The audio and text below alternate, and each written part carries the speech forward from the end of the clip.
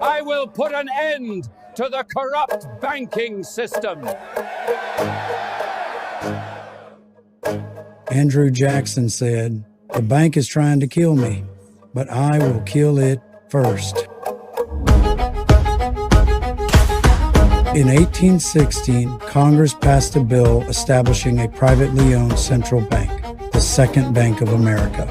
The bank was ran by a man named Nicholas Biddle, who was associated with the Rothschild family. The federal government bought 20% of the shares paid up front by the Treasury.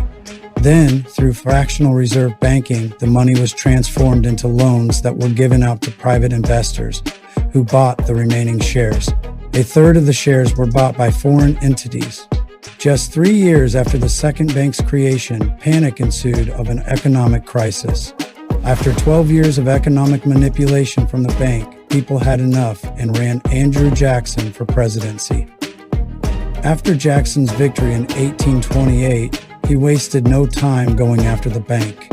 He fired over 2,000 of the 11,000 federal employees that had ties to the bank.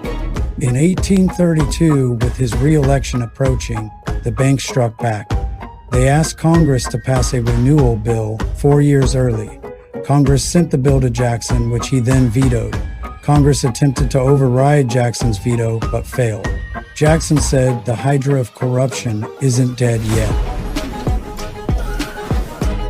Jackson traveled across the nation campaigning for his re-election, making him the first to ever do so.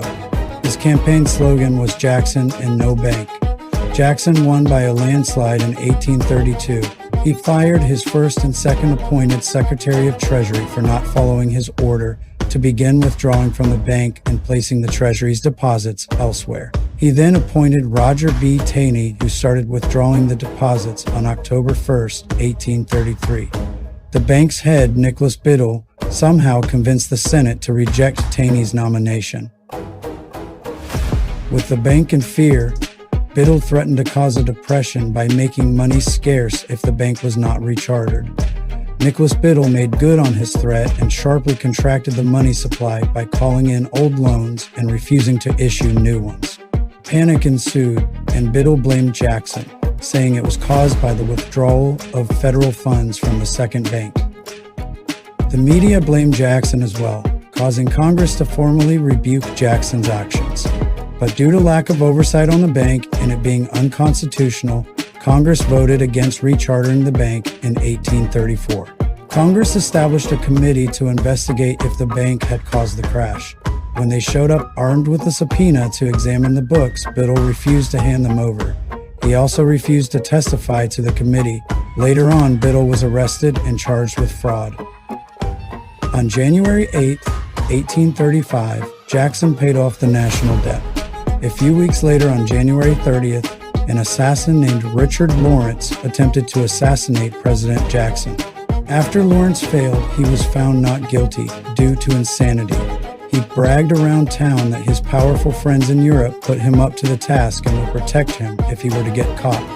In 1836, when the bank's charter expired, the Second Bank of the United States ceased functioning, ushering in the longest period in our nation's history without a central bank.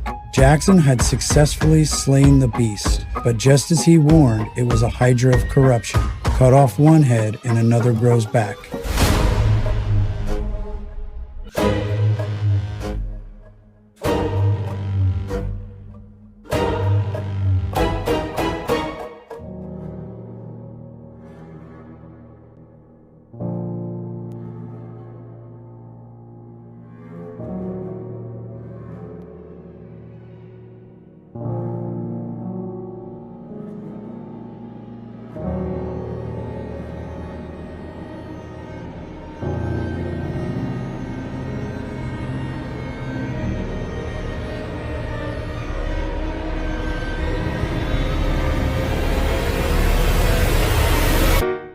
In 1910, 6 of the most powerful men in the world held a meeting.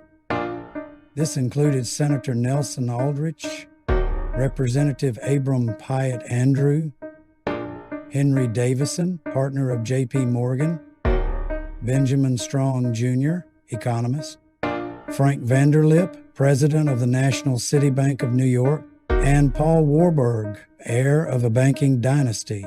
This group of men secretly met at the Jekyll Island Club, an exclusive club for the elites.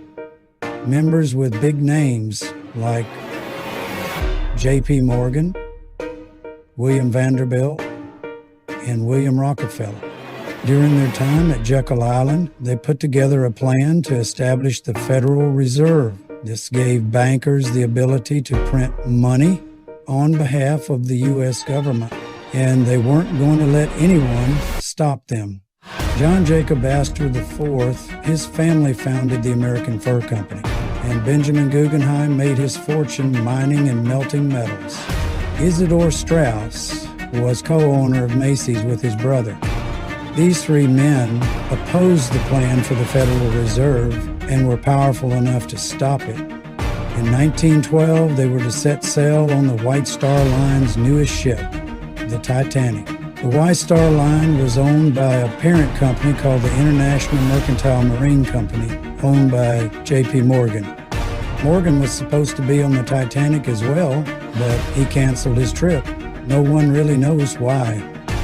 Astor, Guggenheim, and Straus all perished April 14, 1912.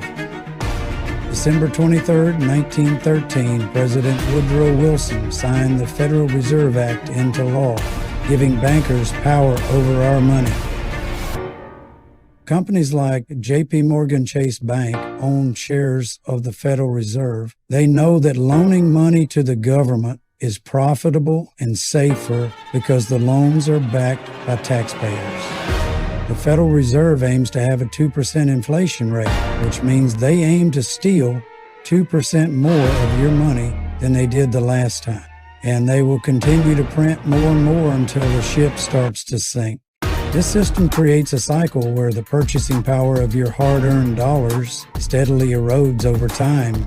Meanwhile, those at the top with large asset holdings see their wealth grow as inflation pushes up the value of their investments. The more money that gets pumped into the economy, the wider this gap becomes, leaving ordinary people struggling to keep up. It's a monetary system to secretly siphon the wealth out of a nation.